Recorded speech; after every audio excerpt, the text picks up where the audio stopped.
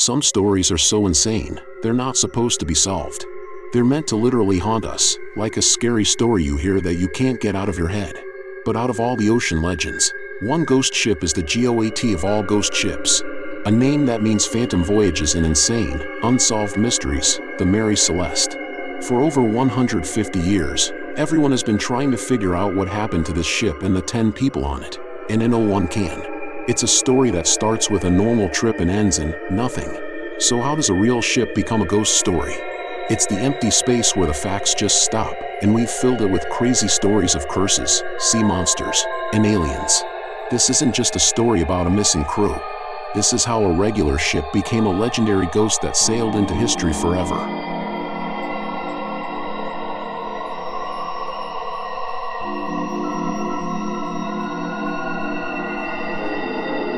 On December 5, 1872, in the middle of the massive Atlantic Ocean, a ship was just floating by itself, 400 nautical miles from the Azores. Its sails were up but ripped, it was drifting like crazy, and the whole ship was completely silent. This was the Mary Celeste. When sailors from another ship, the Dei Grazia, tried to call out to them, nobody answered. So they boarded it and found the ghost ship. There was food on the tables and all the crew's stuff was sitting in their rooms, completely untouched. The ship's cargo, over 1,700 barrels of industrial alcohol, was almost all there, but not one person was on board. They had just vanished, leaving behind one of the biggest and most insane maritime mysteries in all of history. What happened to the crew of the Mary Celeste? Some people say the answer is literally out of this world. Section 1, A Doomed Voyage. To understand the legend, we have to go back to the very beginning, with the ship itself. The story of the Mary Celeste actually starts with a different name, the Amazon. Built in Nova Scotia in 1861, its life started with what sailors would call a terrible omen. On its very first trip, its captain got super sick with pneumonia and died. Over the next few years, the ship was a magnet for bad luck. It smashed into another boat in the English Channel and then crashed on land during a storm. For sailors who believe in superstitions, this ship was totally cursed. After it was sold and fixed up, it got a new name in 1868 to try and break the curse, the Mary Celeste. But it looks like some curses just don't go away. In 1872, the ship was run by Captain Benjamin Spooner Briggs. Everyone said Briggs was an amazing, super experienced sailor, not a guy who would do anything stupid. He was a religious guy and a huge family man. He was so dedicated that for this specific trip from New York to Genoa, Italy, he brought his wife, Sarah, and their 2-year-old daughter, Sophia. 7 other crew members, all pros with great reputations, joined them. On November 7, 1872, the Mary Celeste took off from New York with all that industrial alcohol. For Captain Briggs and his family, this was supposed to be a totally normal trip.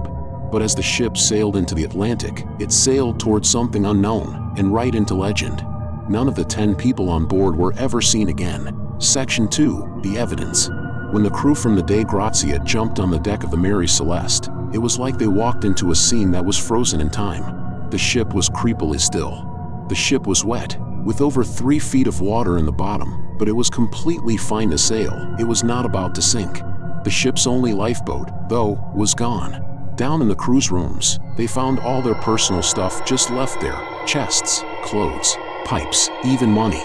These are things people would 100% grab if they were running for their lives. In the captain's cabin, it was even weirder. His wife's sewing machine and a little organ were still there. It looked like a meal was abandoned right in the middle of eating it. Everything looked like they left in a hurry, but also, weirdly, in an organized way. They found the ship's logbook, and the last thing written was at 8 a.m. on November 25, 10 days before the ship was found. The entry showed the ship's location near the Azores but gave 0 hints that anything was wrong. Here's a huge clue: the ship's navigational tools, like the chronometer and sextant, were gone. This tells us the crew didn't just run away in a total panic. They were actually planning to navigate somewhere. And that's the craziest puzzle of the Mary Celeste. It makes no logical sense. The #1 rule of the sea is you never leave your ship unless it's literally sinking.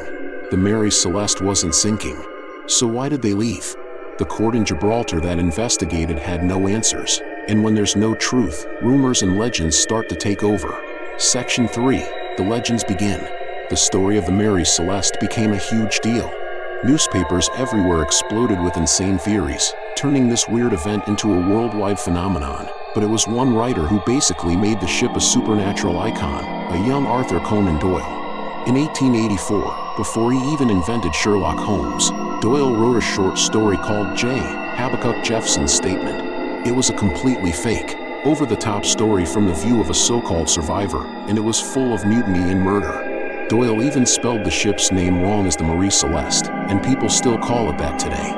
Even though it was 100% fiction, the story was so crazy that tons of people thought it was real, blurring the line forever between the real Mary Celeste and the haunted ship we imagine. This story kicked off a storm of supernatural ideas. People brought up the ship's unlucky past as the Amazon as proof that the ship itself was cursed. After the 1872 mystery, the Mary Celeste sailed for another 12 years, but its reputation was destroyed. Nobody wanted to work on a ship with a past that dark. Its later trips were supposedly a financial disaster, and another captain even died on board. Soon, these stories of a cursed ship turned into stories of actual ghost sightings. For decades, sailors started reporting a ghost ship, looking just like the Mary Celeste, floating silently across the Atlantic. Just like the legend of the Flying Dutchman, the Mary Celeste had become a real ghost ship, a permanent part of ocean folklore. With the ship now a supernatural celebrity, the theories about the crew got even more wild. Some people said a giant squid attacked and dragged the crew off the deck. Others whispered that aliens abducted them. The mystery was even connected to the Bermuda Triangle, even though the ship was found thousands of miles away. The Mary Celeste wasn't just a ship anymore, it was a giant scream for all our fears of the unknown, a symbol of how terrifying and crazy the ocean can be. Section 4, The Enduring Enigma. Of course, for every insane supernatural story, people have tried to find a logical reason. The number one theory that most people believe is all about the cargo, 1,701 barrels of industrial alcohol. The idea is that some of the barrels might have leaked, filling the ship with explosive gas.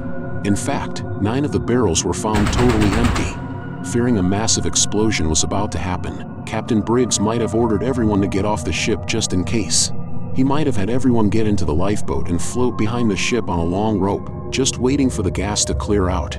This idea actually makes some sense. It would explain why they took their navigation tools. They were planning to come back. But it doesn't explain what happened next.